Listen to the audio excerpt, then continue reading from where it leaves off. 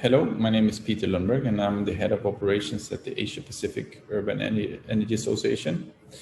I am here to talk about the potential of district energy systems in the Asia Pacific. I want to thank ICEP for organizing this session and for inviting me here to talk today. This is an overview of my presentation. I will first talk about energy consumption in cities and why cities play an important role to address climate change and renewable energy. I will share some benefits on district energy and also share some Asia Pacific case studies on district cooling systems. I will discuss about some existing barriers for district energy, but also opportunities for district energy in the Asia Pacific. First, I want to mention a few words about Asia Pacific Urban Energy Association. We are providing independent support to cities in the region. We were founded in 2017 by the International Institute for Energy Conservation in support by Asian Development Bank, Euroheat and Power, and the Danish Board of District Heating. We have a secretariat here in Bangkok, but local representation also in Beijing, New Delhi, and Melbourne. So our mission is really to promote the development of sustainable urban energy by sharing trends and best practices in urban energy sector through different activities, including seminars, workshops, publications, and other activities. We have a focus on district energy and especially district cooling, but also multi-energy systems. We are supporting cities to navigate in this cross-sectoral urban energy field and through different themes, including smart energy city theme, energy 4.0 theme, energy symbiosis theme, and other themes and concepts. We have 3 founding members, which are ABB, ENGIE, and Johnson Controls. Energy consumption in cities. Cities occupy only 2% of the world's landmass, but they consume over 2/3 of the world's energy, and they account for more than 70% of global CO2 emissions. And in the beginning of the 20th century, there were about 15% of the world's population lived in cities.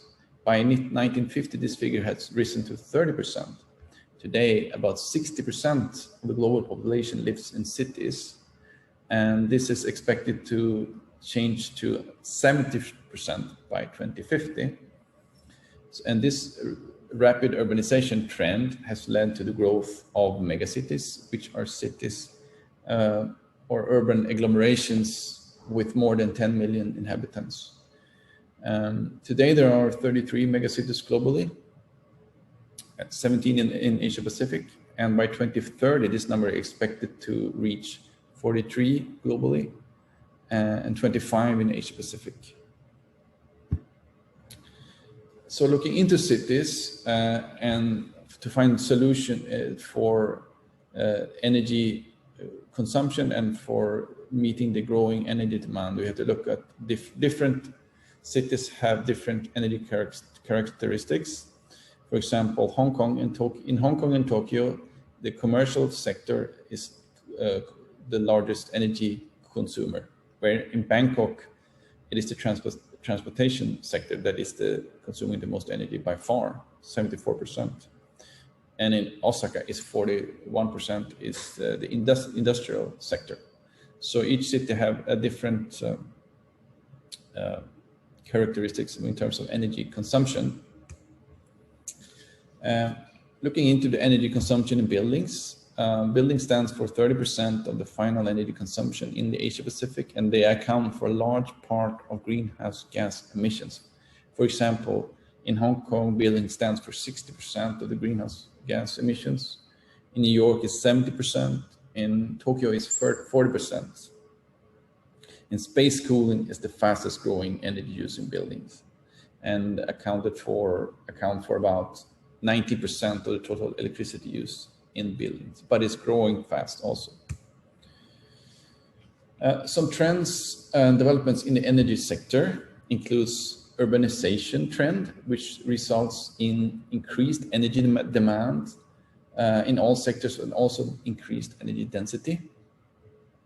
That leads to challenges, including stressed electricity grids and also pollution, but also opportunities, because high energy density favors local solutions or decentralized solutions that also reduce stress on electricity grids.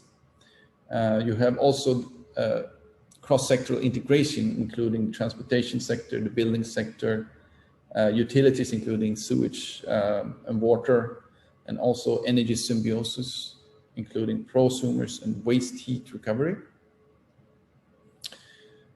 The digitalization trend is also an important trend at the moment, and that leads to improved monitoring, control, and optimization.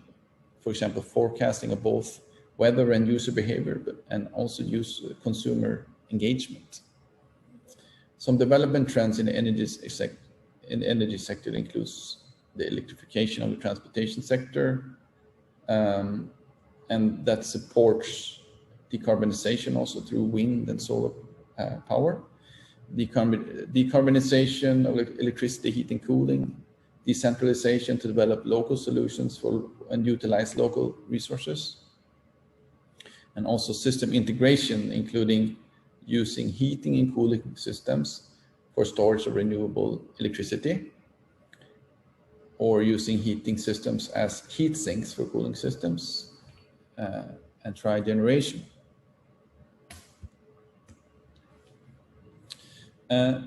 When we talk about sustainable cities and sustainable and urban energy system, we talk about multi-fueled energy system that includes district energy, including district heating and district cooling, but also distributed energies, cogeneration and tri-generation, combined heating and cooling, and smart grids.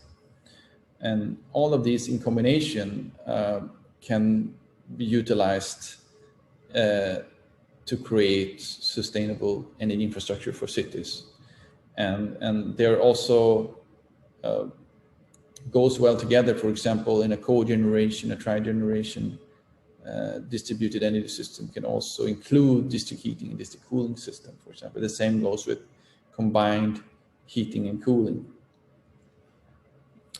The main benefits of these systems that they can adapt easily to change to different fuels, depending on what is available, what is the most environmentally friendly. Basically, you have different options. These systems are effective to utilize low value surplus energy and also renewable energy, and to introduce and integrate intermittent renewable energy through, for example, energy storage and and tri-generation.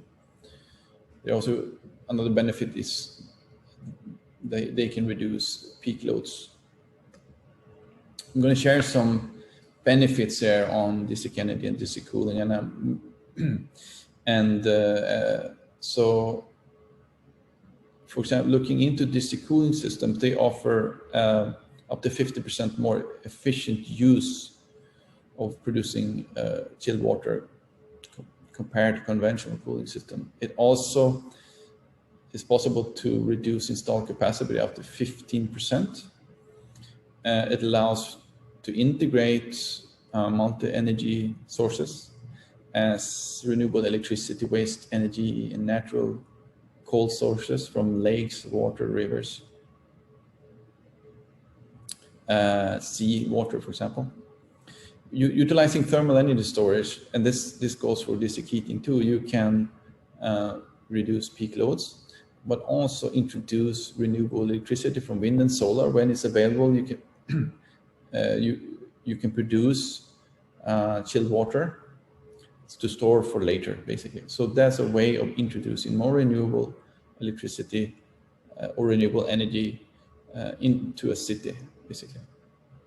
It's play a vital role to mitigate global warming.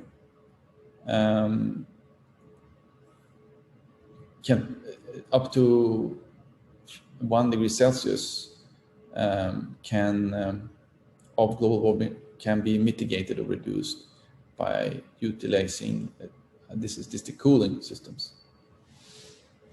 District cooling systems can also help reducing heat urban island effect, and of course there's a huge market potential as well.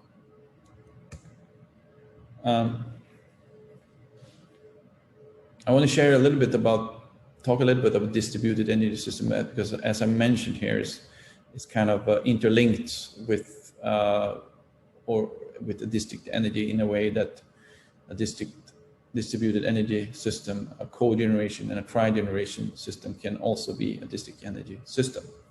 So basically they offer very high efficiency. More than 80% of the fuel can be used, and it also allows for decentralized energy production, which means that you produce power locally, and as well producing cool, chilled water and heating for the area as well. So it's a very efficient way to utilize energy, and also to introduce district energy.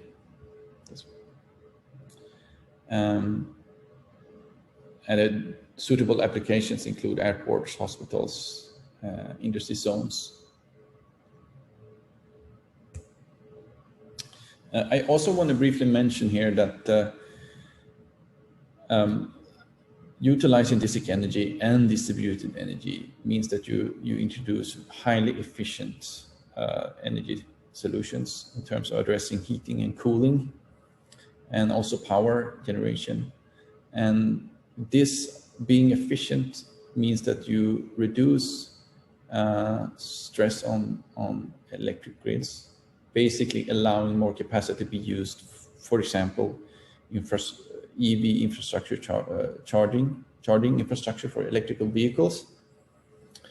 And also utilizing co and tri-generation, you have local production of power that also reduces capacity and allows for leads to less stress on power grids. So basically this can be utilized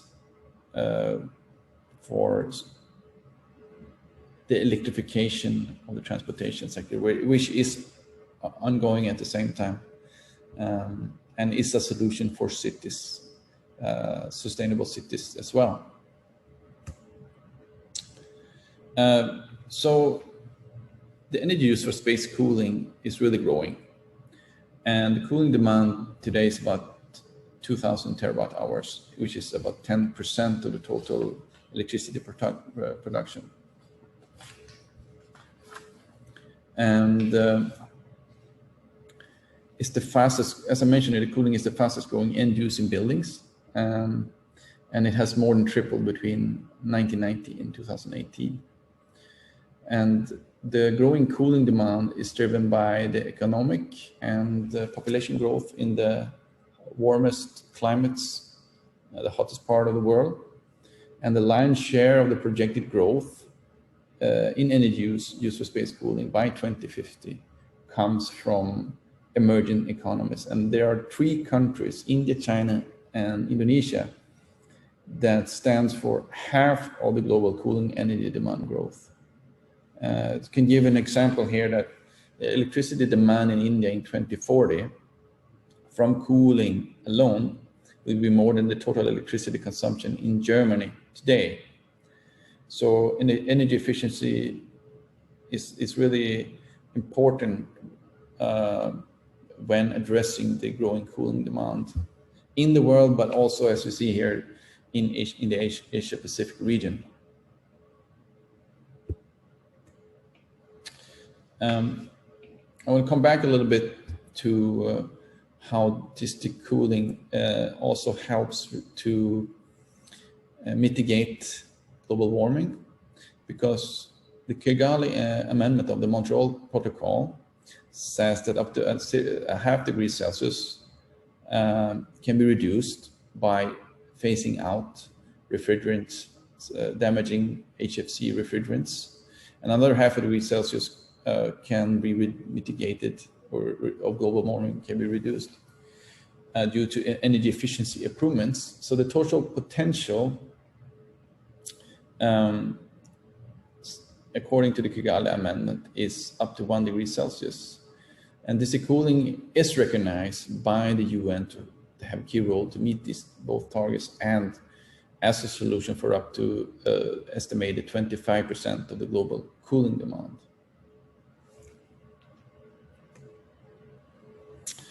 Okay, so I want to share some district cooling developments. First, we have the district cooling development at Kai Tak Development Zone in Hong Kong. It is the old airport in Hong Kong that is now being developed to a mixed-use zone, including commercial and residential buildings. It also has a cruise ship terminal as well, and other things.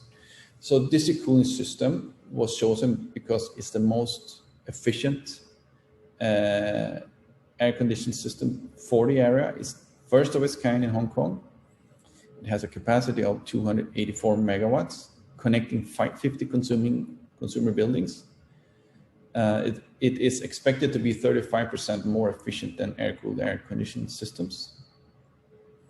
And estimated savings in terms of electric power consumption is 85 million kilowatt hours per year, which is equivalent to 60,000 tons of CO2 in terms of reduction. There are 3 phases with expected completion in 2025, but there has been further developments, and they will all add another 178 megawatts in a 4th phase, saving another 53 million kilowatt hour and 37,000 tons of CO2. And this 4th phase is expected completion in 2028. I just want to mention, so that this development is led by the Hong Kong city. So that's an example of a city based or city municipality project. Another example I want to show you is the One Bangkok project, which is a private development. It's Thailand's largest private fully integrated district that is developed in Bangkok and to be open in 2023. It has a total investment of about almost $4 billion. The development zone consists of 16 buildings, including offices, hotels, shopping malls, and residences.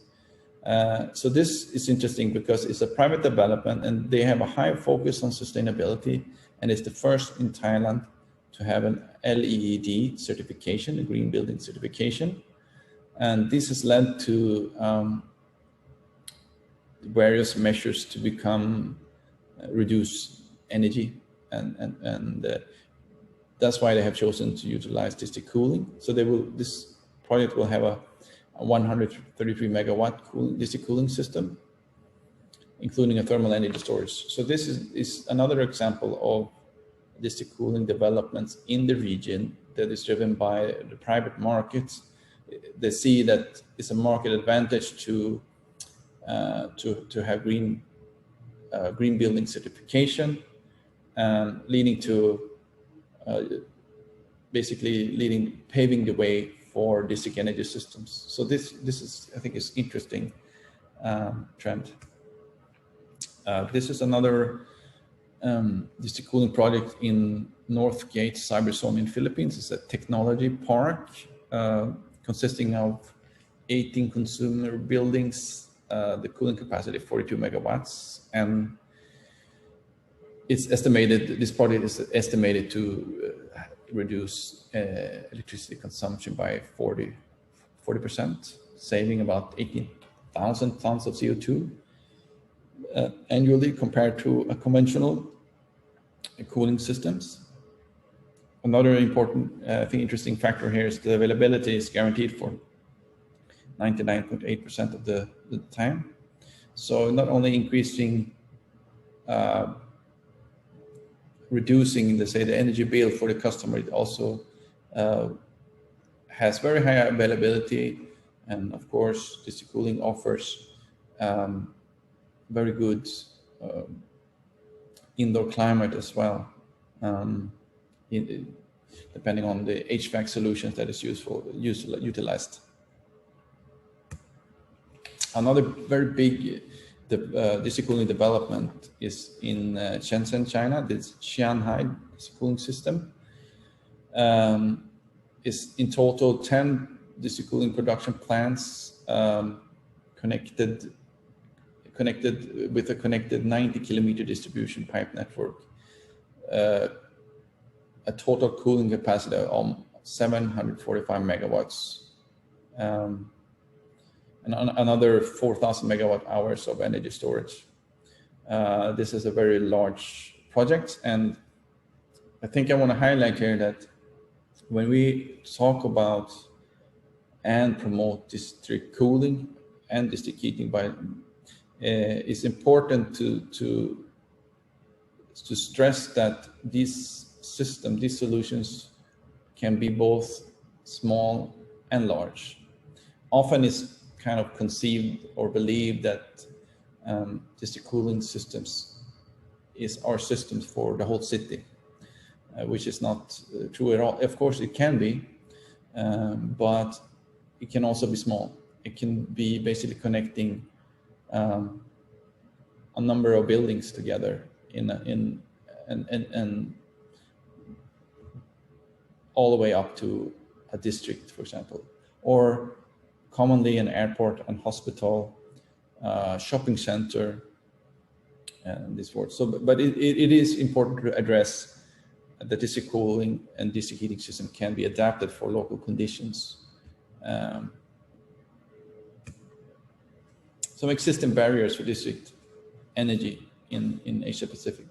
So there's a lack of incentives and regulations to address the high initial costs and the front-loaded investment, but also the delayed load ramp-up and occupation ratio that can occur in district energy projects. There's often a problem with land access for when you're building distribution pipelines and systems. There's a lack of looking at cooling, district cooling, there's a lack of large cooling utilities, similar to power utilities or heating utilities. In terms of cooling, there's also cooling policy strategies and action plans are needed. More and more are coming, both on national and local governments level, but more is needed. And also important to when using energy planning as a natural part of urban planning, basically to enable system integration to increase efficiency and increase and maximize efficiency and environmental benefits.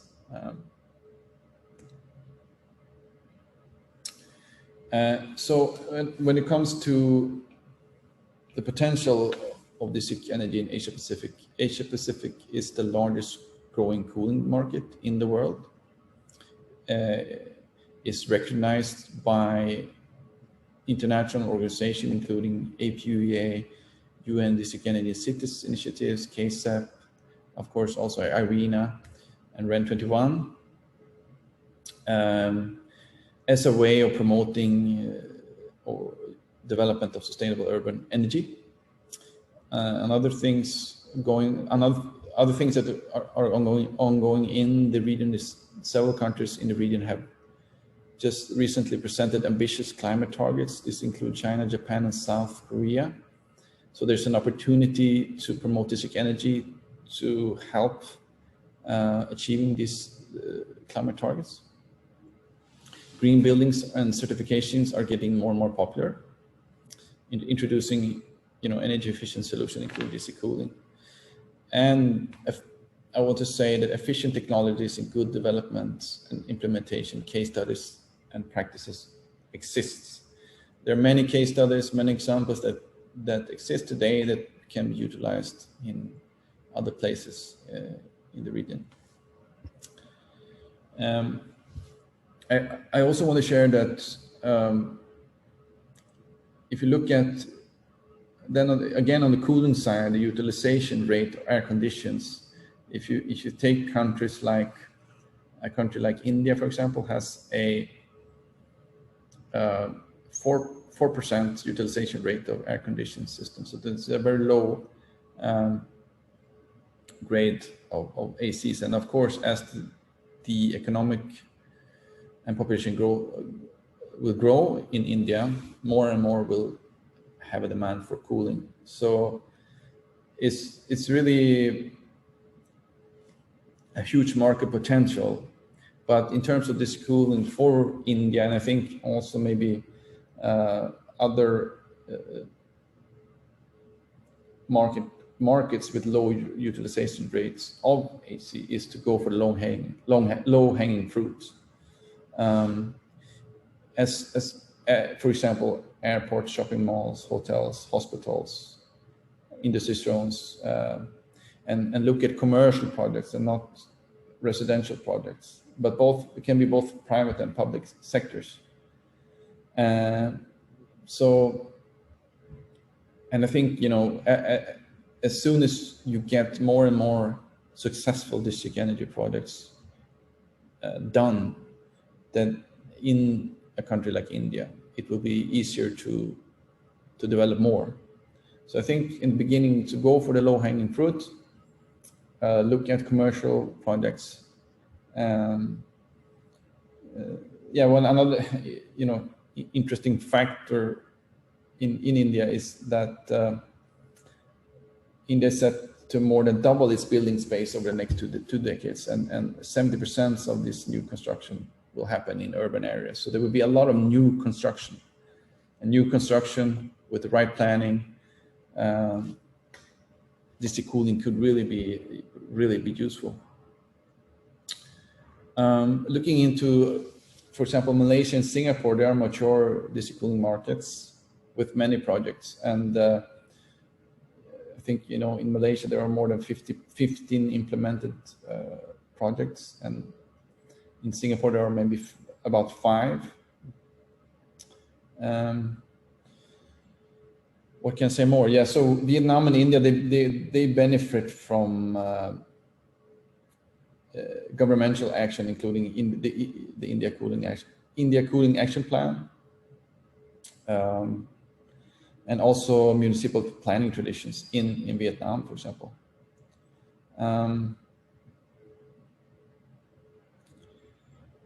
So basically, there are huge opportunities. I think, as to summarize, my talk here is basically go for the low-hanging fruit.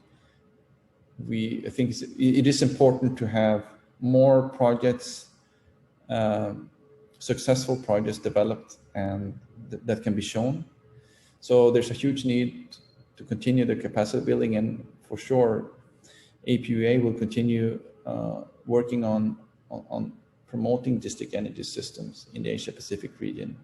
And before I end here, I want to mention that we are hosting an international event here in Bangkok in 11th to 12th of November. It's called it's the 7th Global District Energy Climate Awards. It's an international event to promote district energy that is held every 2 years, and we have been selected to hold this event in Bangkok this year.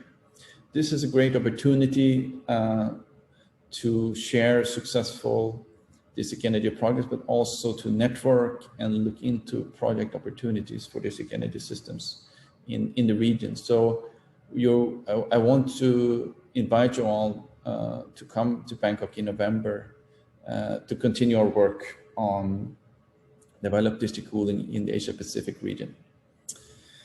Thank you very much for your attention. Talk to you more in the discussion.